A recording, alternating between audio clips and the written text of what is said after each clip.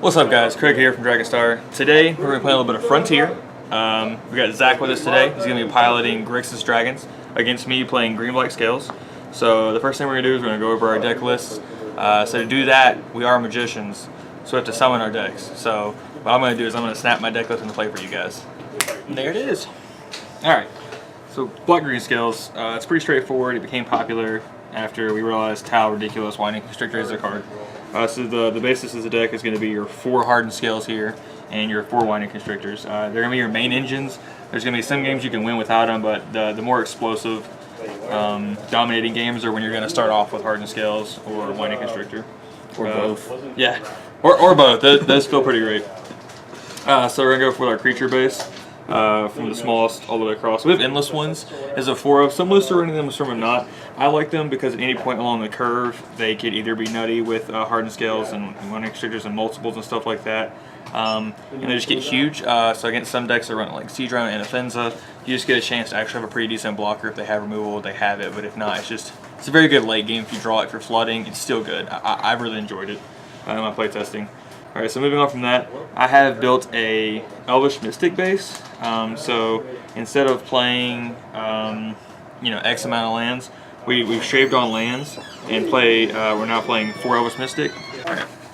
So yeah, so we've cut down to 20 lands in favor of the Elvish Mystic starts because they're going to be a lot more explosive because sometimes you want to turn 1 Elvish Mystic if you have a Hardened Scales in hand, and then the next turn you can do something nutty like Hardened Scales into Hangerback or into Walking Ballista. It just allows you to start double spelling a lot sooner, and that's very important for this deck because the starts where you have to play fair, where you're like Servant, Hangerback, maybe Mana-Gorge Hydra, they're pretty strong. Those are pretty strong starts, but sometimes some of the other Frontier decks are going to be doing a little more powerful things. So as soon as you start double spelling, is the times that you're actually going to dominate games.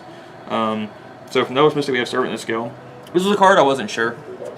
Originally when I wanted to play it, I was like, it's fine. It seems a little too cutesy. Like I understand it enters battlefield, gets a counter. And then I didn't realize how gross it actually is when playing it. It's not relevant as a threat most of the time. It's just something you play and it's there. But if it ever dies, sometimes it's going to have 2-3 counters. And the thing that I didn't really realize is that those counters can be moved to things that are way more relevant, like Walking Ballista in this list. Like if Servant dies, because say someone attacks you a little greedy and you had a Servant, you block, all of a sudden your Walking Ballista just gets 3 free counters, and then you can shoot something off their board, shoot them. I've had games where someone made the wrong block, so they blocked Servant, he dies. They took damage, the counters went to Walking Ballista, and I just shot them down dead. And so it's pretty relevant with the trample guys like Avatar Resolute and Mana-Gorge Hydra. If he dies, boom, they're bigger, and the trample is super relevant. So yeah, I've been actually pretty impressed with them playing. In the modern list, they're running like Arcbound Worker, and I think this is basically the Frontier version of Arcbound Worker. Yeah, which is definitely. Really, really powerful, right? He's our modular for sure. I like it. So yeah, we've already talked about Harden and Winding Constrictor as the main powerhouses. Avatar the Resolute has felt awkward. I think it's because of the mana base, but the double green can be kind of weird. He's very strong. He's a good finisher. A lot of times it just feels like a little bit of the win more, but I understand why he's powerful because sometimes it's turn 4. You've built a little bit of a powerful board, and then you just end the game. Like you just go, all right, here's an Avatar, and he's huge, and the fact that he has reach and trample is relevant because if someone's on a Manus Rider build or right now, the only format that's really seeing a lot of Smuggler Coppers play it is Frontier, maybe a little bit of Modern, but he's pretty good at blocking Smuggler's Copter. It comes in as a 3/2, but if you have at least 2 creatures with counters, he's already a 5/4, and so Smuggler's Copter is just not getting in. So moving on from that, we have Mana-Gorge Hydra, which again, it was one of those cards that people just kind of slept on, just forgot about. And when I was building the list, I thought about it too. I was like, oh, it's kind of cutesy. It's 3 mana, which is a lot in this list. But the Elvish Mystic starts, if you just go Mana Hydra on 2, and you're playing against a non-red deck, it's pretty powerful. Fatal Push made it a little weaker, just because this is a fetch format that they can just kind of kill it, not worry about it. But if you get them out pretty fast and they don't have an immediate answer for them, Mana-Gorge Hydra will just win games even without the Winding Constrictor and the Hardened Scales, which is just nutty. So the more awkward split, as you're going to see here, the last 4 cards, is that I decided to do a split between 2 Rishkar and 2 Nissa, whereas some lists have been running 3 or 4 Nissas. Nissa's very good. But she's also really awkward if your opponent has just 1-for-1'd you all the way up the chain.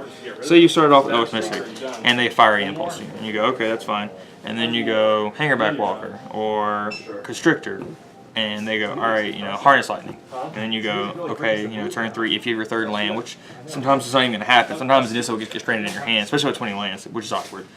Even if you cast her on 3, you get lucky and you have the third land, she's just going to make a 0-1. And that can be strong. But this format's actually pretty powerful for, not being modern. So she's been okay.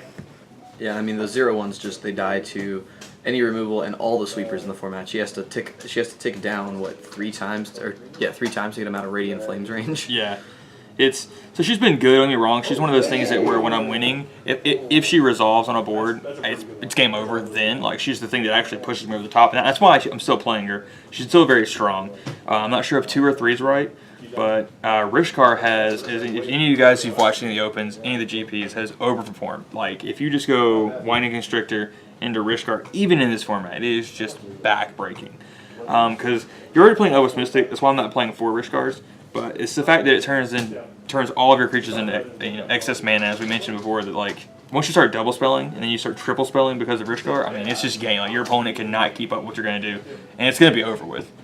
So that's the big thing. I love that we have main board answers to sweepers like hard sweepers and Hangerback and Walking Ballista. Like they're not perfect, but yeah, Hangerback's just it's definitely like the hands down best against sweepers. Walking Ballista is still good. You get to shoot them.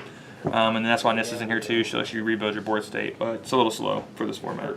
Another thing I like about the Rishkar is that he makes Winding Constrictor and like Elvish Mystic into threats in the late game if they've already taken out your +1/+1 counter guys, right? He can rebuild that just because they can't get counters any other way. Yeah, so. It's pretty gross.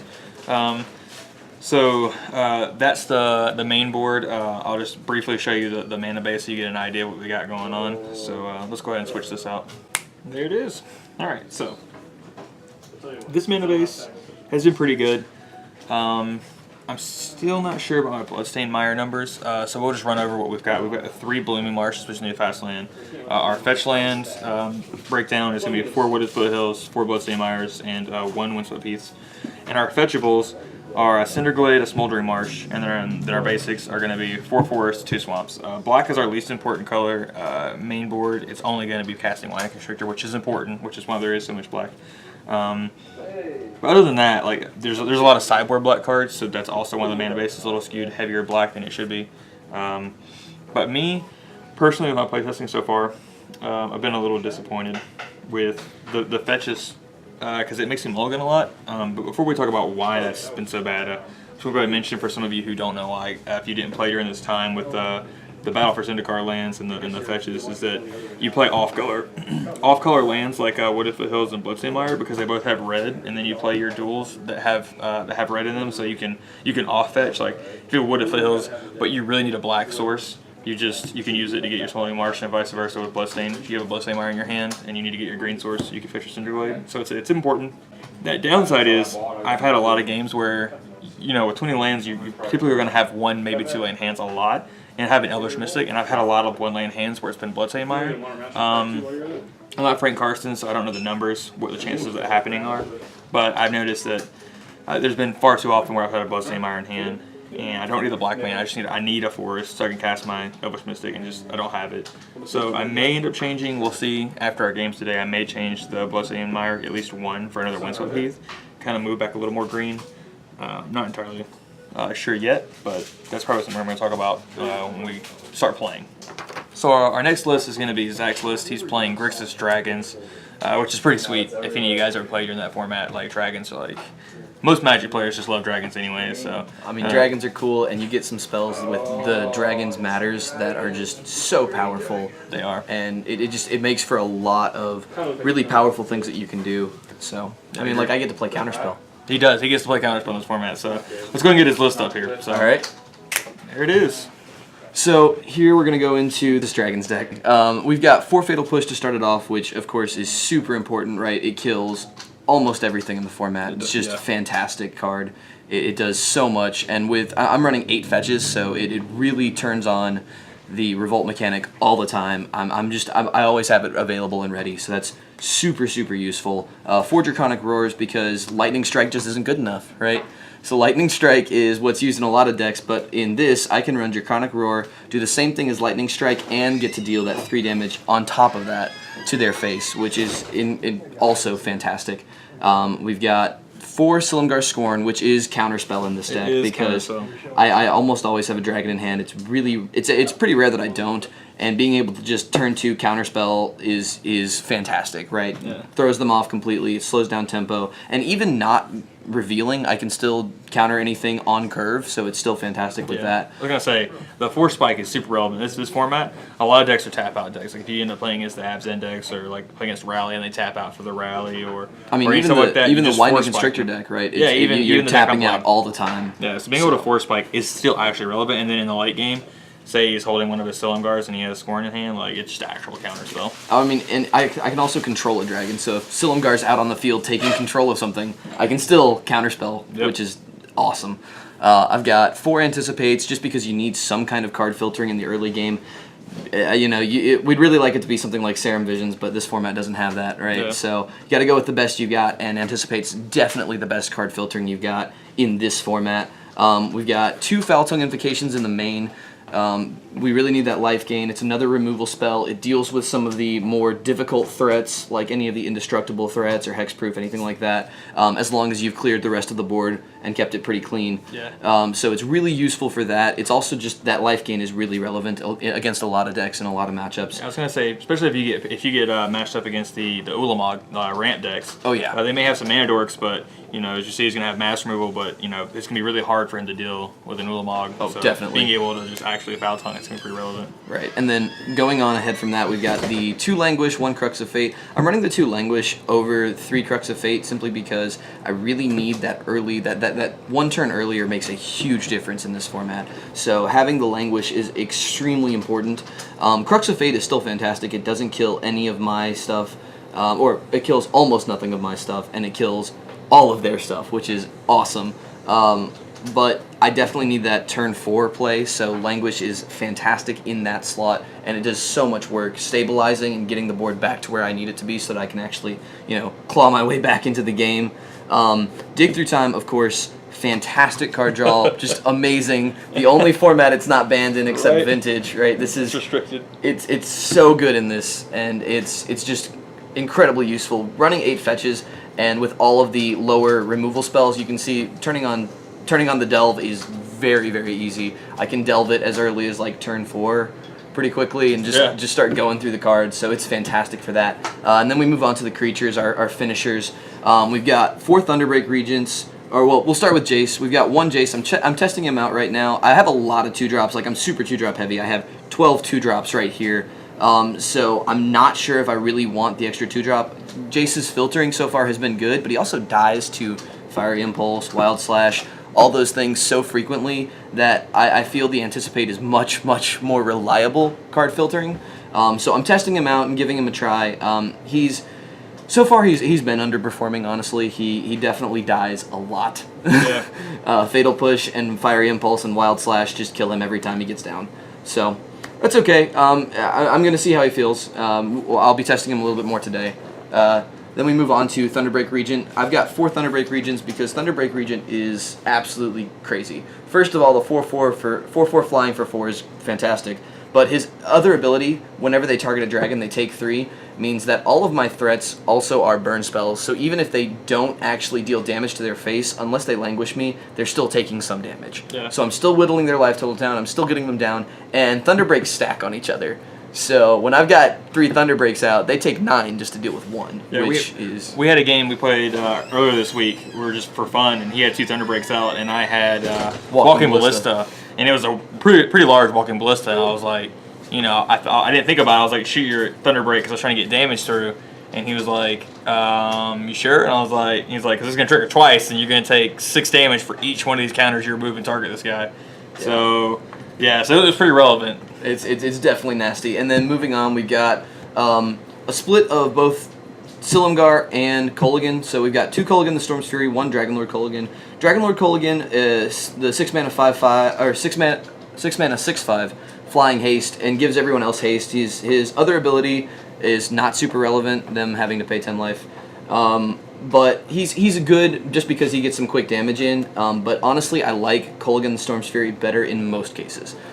He can be dashed in. He's really good with that. And with Kolaghan the Storm's Fury, if you have any 2 dragons plus Kolaghan the Storm's Fury out, that's an instant 20-21 damage, and you can just kill your opponent out of nowhere. So you don't have to attack the entire game, drop him, and then since he triggers with each of the dragons, you're swinging 7 damage with each dragon. Yeah, so the curve from Thunderbreak into Kolaghan's gross, because Kolaghan says whenever a dragon you control attacks, so if you attack with the Kolaghan and Thunderbreak, like if you dash it in, they both trigger, so they're gonna get +2/+0. Exactly, so. and when you've got the 3 with the +3/+0, you're swinging 20. That's a pretty fast clock after you fatal push, roared, scoring your way up the curve, and then after everybody's fetching too. I mean, you're getting in a lot of incidental damage, and then coming in for just one swing that kills them. And that's just 12 on turn 5.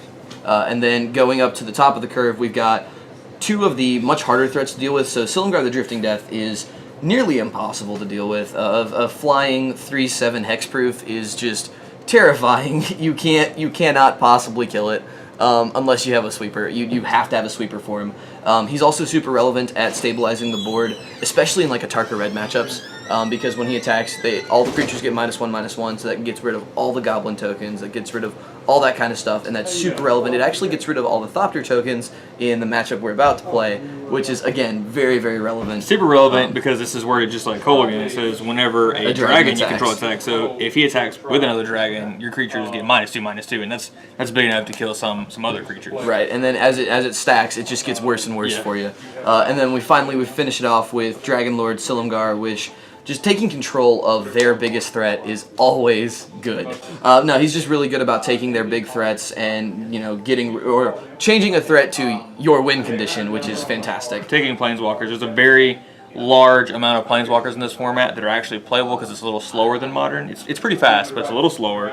The fact that Ugin's in this format, and there is an Ugin deck, like, or an Ulama, the ramp deck, so like my deck, you can take, like, say, I've been, pushing all my counters on my Mana Gorger Hydra, getting it huge, and he's just like, yeah, I'll take that Mana Gorger Hydra, and I'm just like, well, I guess it's yours now. Or like taking Gideon against some of those other decks. Just having a Gideon is fantastic, right? Yeah, okay, I'm just gonna make tokens and bash your face in. Silumgar is pretty amazing, and him having Flying Death Touch is relevant with trading, even if you don't have anything to take. Definitely. Now we're gonna go into the mana base really quickly. Take just a moment. All right, so let's switch it over.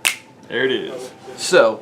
Right here we've got the mana base, pretty simple. Since we're in Grixis colors, we actually get access to all of the fetches in our colors, which is fantastic. I mean, the mana base for all of the shards are just great, right? And this one's no exception. So I've got basic lands that I can fetch up with any of my, not with any of my fetches, but I can fetch most of my lands with one or the other fetch, which is fantastic. It's super useful. I've got plenty of dual lands so that I can always fetch if I need to off-fetch. Like if I need red off of Polluted Delta, I can go get the Smoldering Marsh. No big deal there. I definitely have a lot of black in the deck, so one Urborg is fantastic just to kind of smooth things out, make things a little bit easier. Makes casting those Languishes and Crux of Fate so much easier. One Spirebluff Canal. The Spirebluff Canal is kind of there. I need a lot of basics, so I can't run too many non-basics, which is why the Spirebluff Canal is only a one of at the moment. I like it because it's going to allow you to, on turn 2, depending on what you fetch, you could either have your double blue up for Scorn, or if you have your Draconic Roar, it's going to let you have that on too. So. Exactly. It's fantastic for allowing that, but having more than one just slows it down more than I can afford. And then you have your best land in your deck, oh, yeah. In my opinion. Haven of the Spirit Dragon. Haven of the Spirit Dragon is fantastic, right? I get back a threat if I need to. I can use it to cast any of my dragons, any color, anytime. It's fantastic. Getting back a threat is probably the biggest one, right? So my favorite is they kill Dragonlord Silumgar after I take something. I get Dragonlord Silumgar back on the end step and then cast it again and take it again. Yeah. All right, cool. So he has some pretty good, like we said earlier, like he has some aggressive starts. He has like good mid-range starts, and he can actually be controlling too with his removal and like things like Haven. He can go in the late game like Haven, dig through time, anticipate. Like he really has game across the entire board, which is why I think this matchup is going to be doable for him. Like I think most decks are going to fold to the Scales deck because they just got out of control if they're not controlled at all. But his deck, at least main board, he's just gonna be able to, you know, try to 1-for-1 me. Hopefully, if I don't go too fast, and then he could just have, you know, Crux of Fate, Dig Through Time, and just start playing his dragons. Yeah, if he doesn't start double spelling pretty quickly, I have a good chance of just stabilizing and going through. And if he does start double spelling, but after like turn 3, hopefully I have a sweeper on, and then it's game on, right? So it all depends on how explosive his start is. If you have that Elvish Mystic start, you're in good shape. Yep. And then finally, 8 fetches, very important for fueling Delve, just and getting all my colors, getting everything set up. It's super relevant. Having access to all 8 fetches that are all in my colors has been fantastic, and it just makes the mana base so smooth and so nice. Yep, I agree. All right, so let's go ahead and start playing.